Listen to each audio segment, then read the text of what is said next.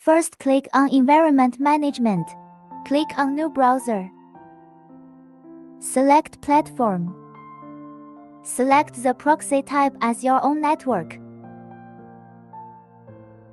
Select proxy type as SOX5. Open PIA S5 and click Start Proxy. Select an IP and right-click to select the port. Click the port forwarding list below. Copy down.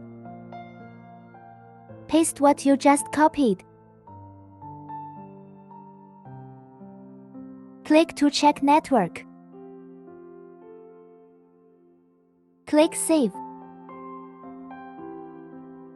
Click to activate browser.